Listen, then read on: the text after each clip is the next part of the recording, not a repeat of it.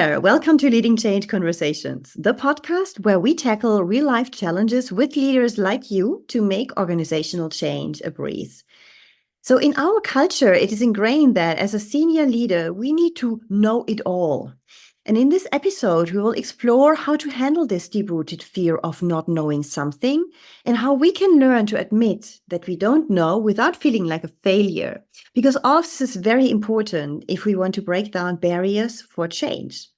So, I am Ulrike and I train, coach, and inspire leaders to communicate with impact, to turn into successful change agents, and to lead with authenticity. And today I want to welcome our amazing guest, Erika Darmstaedter. Welcome, Erika. Thank you very much, Ulrike. Very nice to be here. Yes, it's great to have you with us. And would you like to say a few words to introduce yourself? Yes, sure. So I've had the amazing fortune to spend pretty much all of my career in the creative industries. And the creative industry has been sort of under pressure for change pretty much for as long as I can remember. And in a lot of my career was spent with helping people, helping companies transform. But the reality of that was really, what did that mean for people? And change always comes from the edge, but has to be embraced by your most senior leaders. And actually, as your most senior leader, you're never allowed to say that you don't know something. So we're caught in that now. And so I just watched a lot of this in my career, and now actually also with my partner Alice Chakova and I have a consultancy, and we actually work with CEOs and their teams in helping their leadership and their companies transform or change. Hmm. Yeah, you said something that I think is important when you said we are kind of caught in the idea that we have to be kind of perfect, or at least to know everything. And what I experience with my clients is also that the higher they are up in the hierarchy, the more difficult it is for them to admit that they do not know everything. And they have kind of learned not doing that over time. And over the years or decades, they were leaders already or have been leaders. And today they're like, wow, but if I say that I don't know where exactly this change is heading to, or that I don't know if there are risks that we aren't even aware of right now that might appear throughout the process, then people won't believe me anymore. People will think that I'm not competent enough, and then they will not embrace the change, and I will face a lot of resistance. I think this is what is going on a lot in the minds of senior leaders. And this is why they kind of hide their own doubts, or they give answers on things where they're not 100% sure, but they don't say it. And then when it turns out to be different than what they had said like 2-3 weeks or months ago, then people lose trust. And this is a negative spiral then that is there. And it's very, very hard to get back then to a level where people really believe you, where you have once more this credibility as a leader. Is this also something that you can see, or can you share with me your experience that you see with your clients in this kind of situation? I mean, absolutely. And look, we don't only work with companies that were just started where people have this ability to be open and actually to also fail. And for many years now, we've all talked about, oh, failure is good. We learn from failure. But if you go back to how we were brought up, if you sort of think of the generation of leaders now, we still were brought up in a time which was very patriarchal, where it was you were good because of everything that you knew. Think of doctors or us, the people that were revered were the people that had a lot of knowledge. It's really changed now with the digital transformation, because it's not about knowledge, it's about how do you get knowledge? Mm-hmm. How do you use the instruments that we have? And even though I think many leaders today, leaders who are at the top of companies now understand, but in our hearts, we're still, oh, wait a minute, I must know. And so you're caught with this, I have to know. And then this other paradigm that comes upon us, we have to be really authentic. But you actually almost can't find your authenticity because you're caught in that I have to know, but then being authentic. And so you sort of, it's very easy to fall into this in-between trap, or I guess you have to find again, what does my leadership then mean? And how do I inspire people to come with me when it's no longer simply about knowledge and about telling people what to do? So I think it's a shift in in the leadership model, which we've been talking about. This is not new. We've been talking about it for 20 years, 30 years, and yet many people still don't debate. The behavior hasn't changed. And I think it has to do with we can't admit to not know because that makes us weak.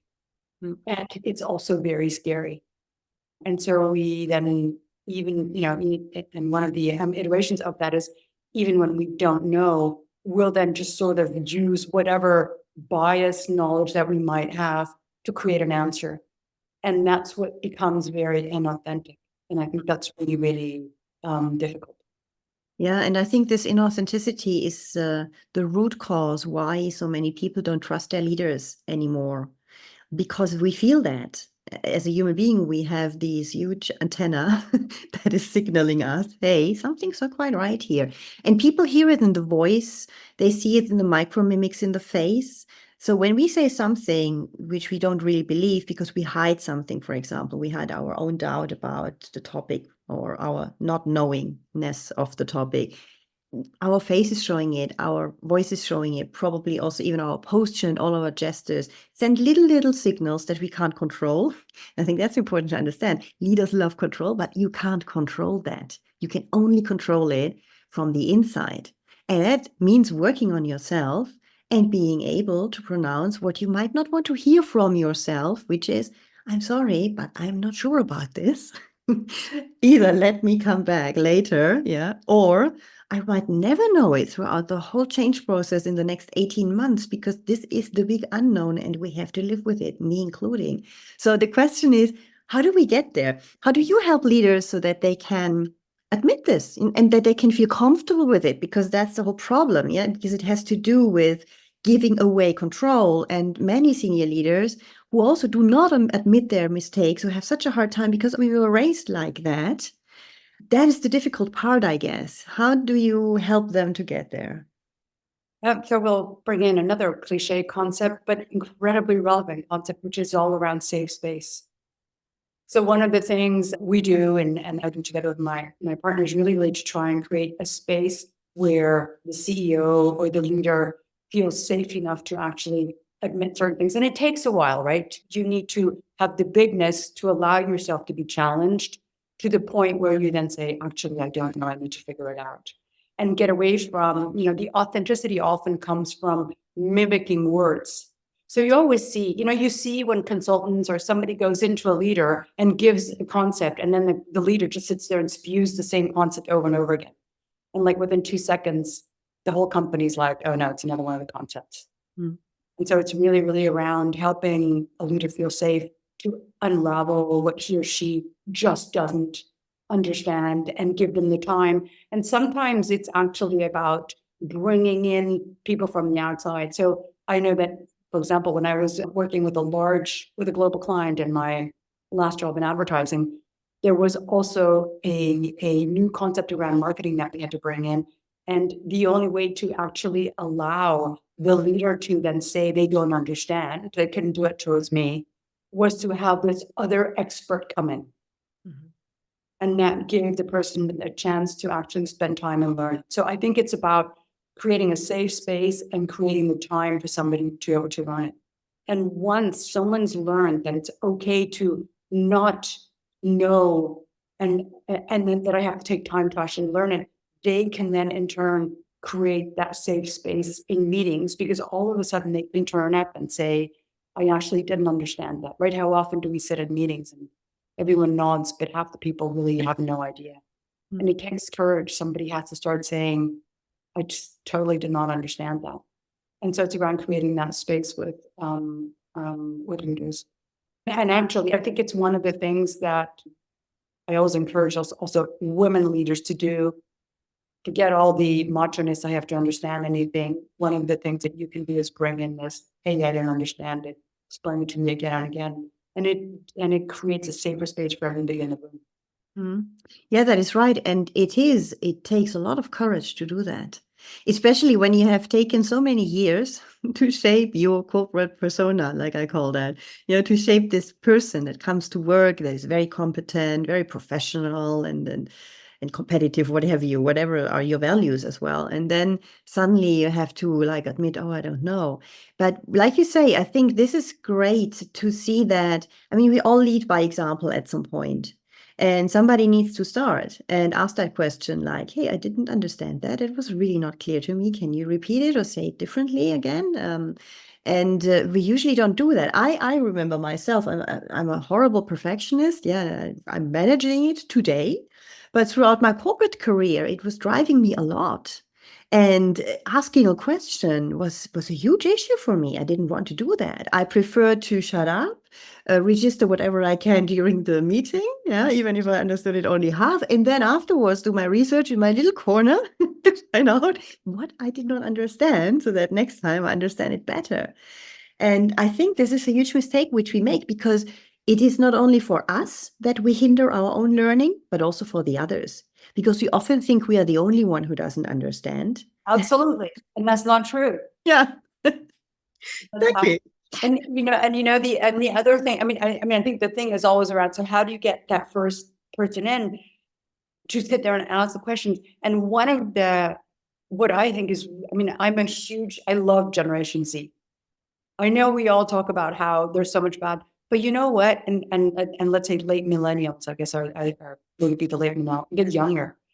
They just go ahead and ask really challenging questions. It doesn't matter how much leadership it is, or how high up you are, or how important you think you are, right? Because it's always a little bit about self-perception. And again, somebody being confronted with questions, there's a point where either you go, I'm never talking to you again, I'm never going to put myself into that role, and you'll fail. Or you just let it go, and it just diffuses everything, and then you don't have the fear. And it's really that thing. And isn't it terrible that I had the same thing as you? Isn't it terrible how many meetings we went through where we probably, if we would have asked the right question, it would have probably ended up for everybody in the room a better thing. Yeah, absolutely. Because the only fact that also the person who explained something has to re-explain it again differently is helping a lot. Because suddenly you might get into a level of detail that wasn't there before. It's adding value, and I think it's a question of how we position the fact that we don't know. I mean, there's the we don't know as a participant, which you speak about it now. You're participating in a meeting, in a senior leadership meeting, for example, and you think as a senior leader, I shouldn't ask that question because I'm not the youngster who just came in and can ask naive questions, yeah, whatever we consider naive. But rather looking at it like this is adding value potentially to at least half of the people in the room, because probably half of the people in the room might not exactly have the same gap of not knowing than I do, but they have one. And by re-explaining the whole thing again, well, like you said before, another person might ask more detail or more in-depth information on something which they wouldn't have dared to do without me being the first one who is just asking this question of better understanding. And I think that's correct. And you know what? Very often, this is something that I've actually learned probably more, maybe in the last 10 years, is that one of my observations, I always observed that I was very good at realizing when two people were talking together, but they were talking together completely not on the same path. So they were basically thinking that they were talking together, but they were both at different.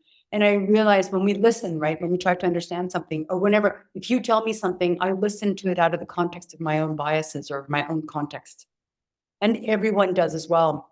So actually asking questions is not necessarily about you don't know, but understanding something out of your context, and then you get it out of another context. And that's what makes it really, really rich. And it's funny, I was in a meeting yesterday and I was with two people where one person asked the question and the other person gave an answer. And clearly the question and the answer, I don't think were coming together at all, because they both listened to it with a different expectation of that question and of the answer.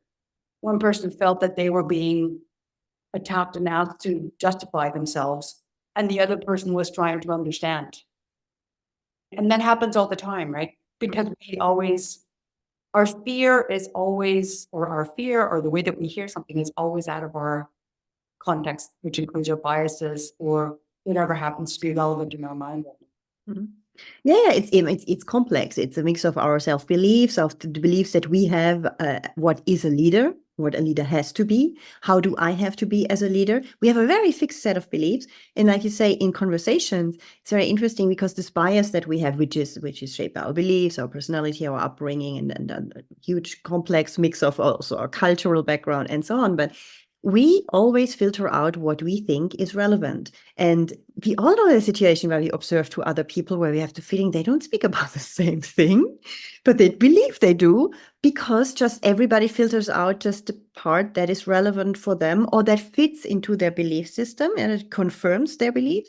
And suddenly you have the feeling from the outside, because you look at it from your perspective, that is not really fitting together. Yeah, it's not, the one is not giving the answer to the question, but then you see the other person saying, yeah, thank you for the answer. That helps me. And I think, really? I just don't think so. It's really, and that's always the mysterious way how we communicate. I mean, this is all the art of communication that we experience day in, day out. And how you listen. Interesting. My business partner came from one of her previous jobs was speaking to people, doing research with people, and she said, "Oh, come on, you need to do it once just so that you understand how it works, right?" Which I was like, and she would write down absolutely everything, and I would paraphrase.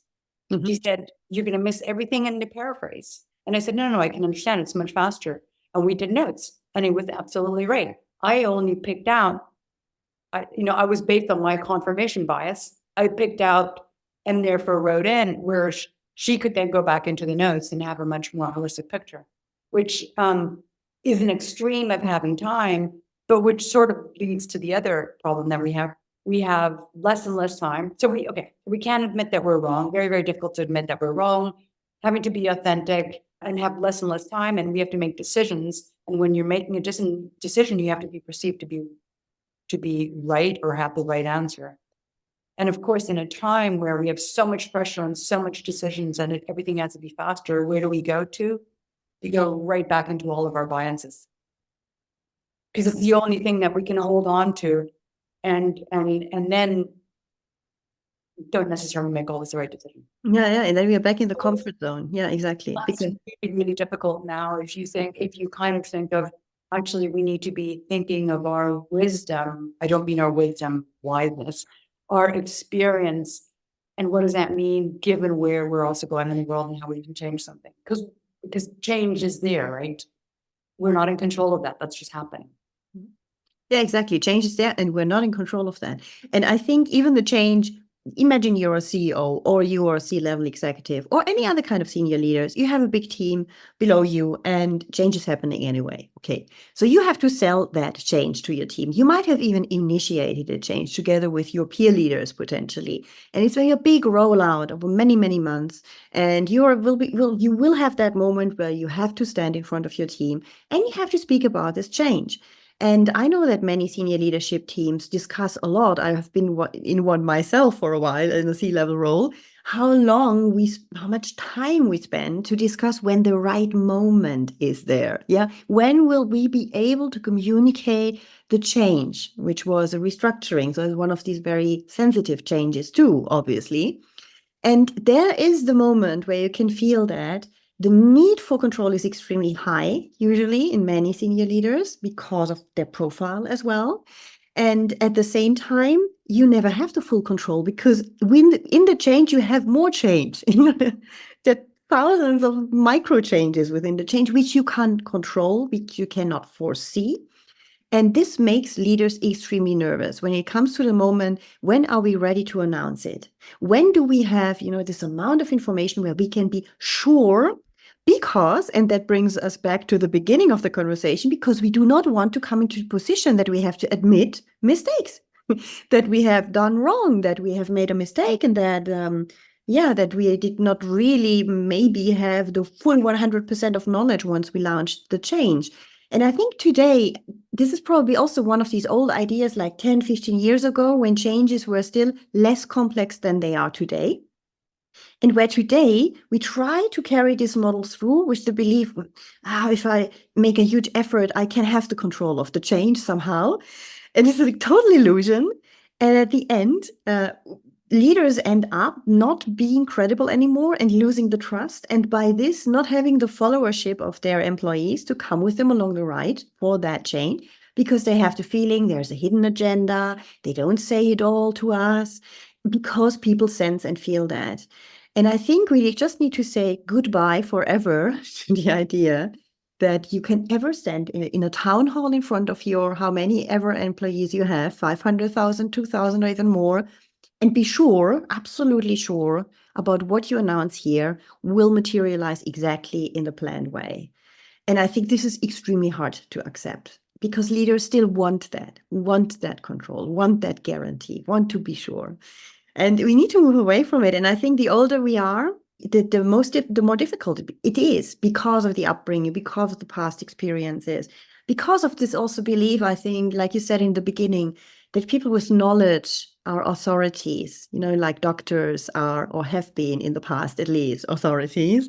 And that today we have a very different view on knowledge. Knowledge is something that you can acquire relatively easily in many areas.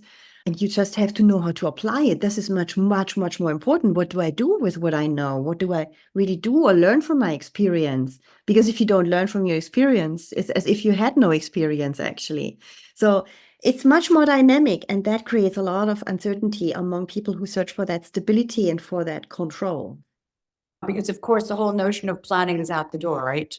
Because a 3-year plan or a 5-year plan is so not a credible thing nowadays in a crazy way, because we just don't know what's going to happen with all the AI disruption and everything, which is only just starting.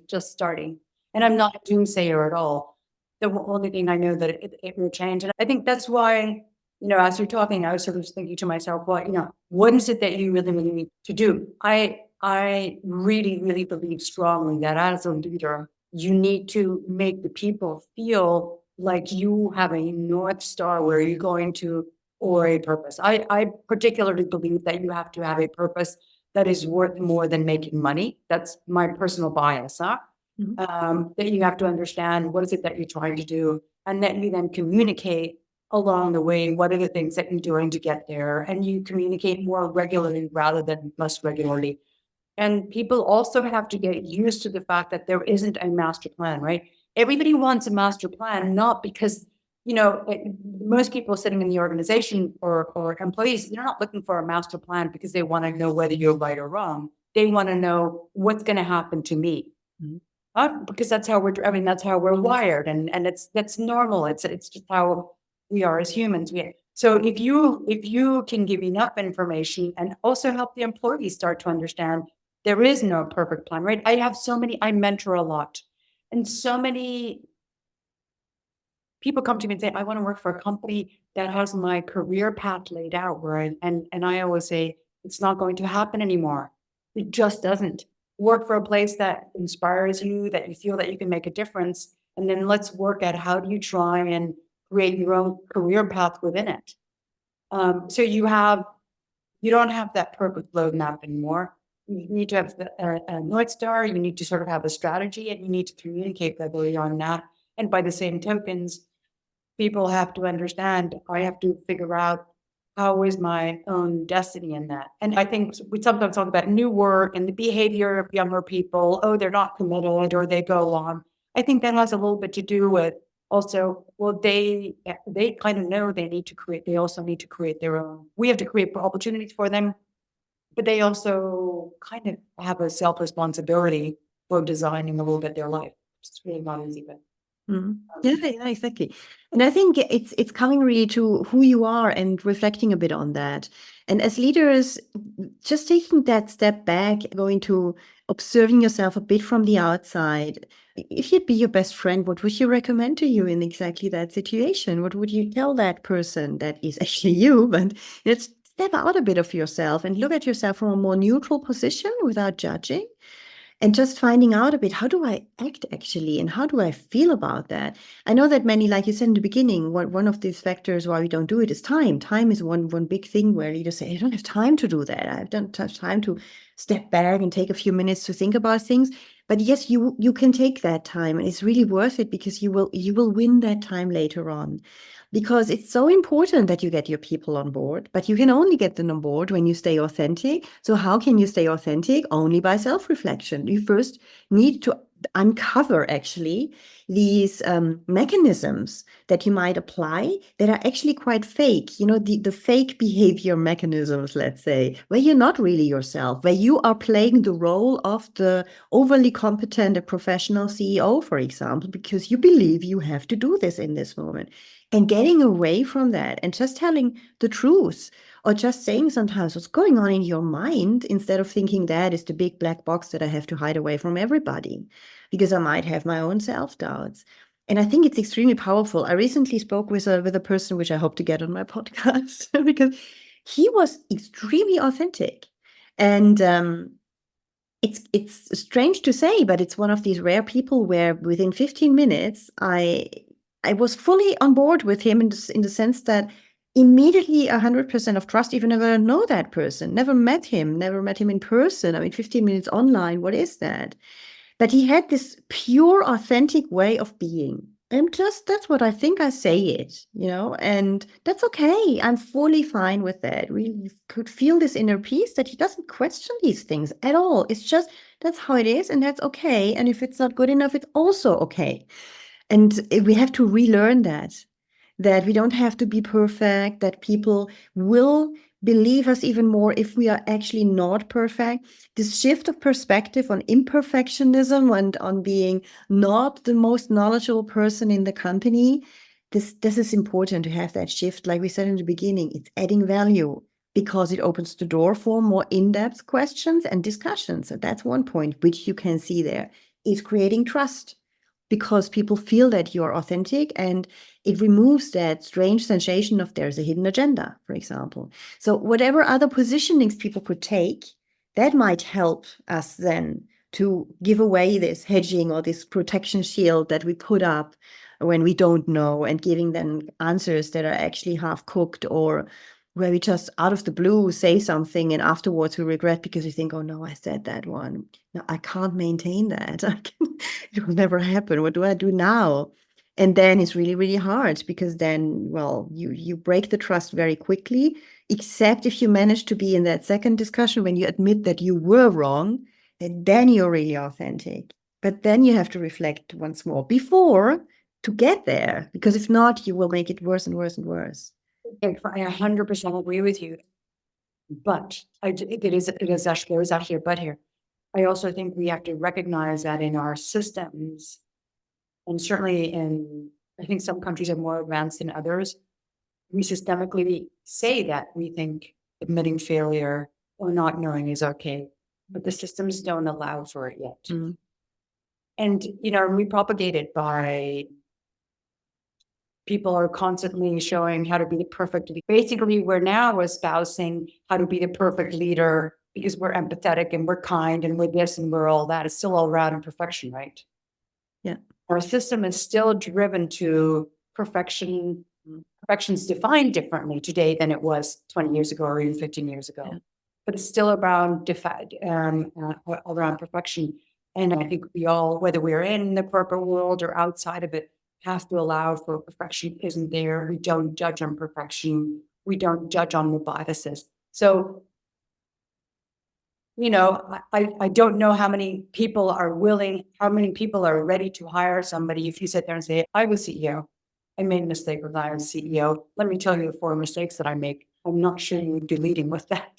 I'm not saying you should, but you know what I'm saying? Systemically, we're not totally there yet. And that's why I think it's so important to start uncovering it. The industry has to create a safe space, I suppose. And we're not completely there. And I think the leaders that are really brave do look for people around them to sort of push them. Yes. Yes, I agree. And I think they will also ask for help. Yeah. And asking your teams or your team members for help because you do not know everything. Yeah. And explicitly ask for help, not just give me a bit of data here and there, but ask, naming it. And that in turn creates empowerment, creates inclusion, and all of these buzzwords that we hear out there. But they are so important, especially for change, obviously. because then we have a totally different exchange between people. And that I think will make quite a change.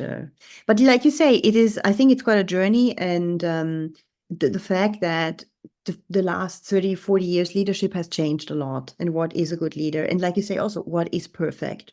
Because today, imperfect is the new perfect, you could say as well. And learning that.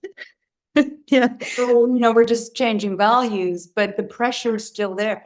I think the pressure to be a great leader is almost in a way bigger than it used to be. It was very simple. It was like, you're the boss, you know all. I'm not saying it was good, by the way. This is not a good or propagation for that. And there is a lot of pressure of what it means to be a good leader in today's world, where you have to know everything, admit mistakes, be perfect, be kind, be tough at the right. It's not I think that, and be able to deal with massive change all the time. I think leader positions today are really, really are hard, are really, really hard. And maybe they were in the past, but they feel like they're hard now. So I think all the leaders now that we have that are out there doing a good job, I think are really, really amazing people who have, right. I think the good thing is we're allowed to get help, and we look for help now. And that, I think, is a fundamental difference between leadership today and it was 20, 30 years ago. And I think the big advantage of today, but what makes it more complicated, obviously, is that we are allowed to lead with our personality. That is not this typical leadership persona that we have seen 30 years ago, where it was always kind of the same, a very directive style that we have there. Decision making is important and so on. Just still today the case. We need decision making for sure, but there are different perspectives, and this is called diversity, but that makes it far more complex. But at the same time, knowing who you are, what you stand for, what, like you say, what is your purpose? What is this bigger aim that we have behind this big company goal here? How can you connect to it with your heart? What's in it for you? And then you drive it more from the inside than rather than just driving it out of your head. Yeah. Yeah, thank you, Erika. It was a great discussion. You're very welcome. Thank you for your time.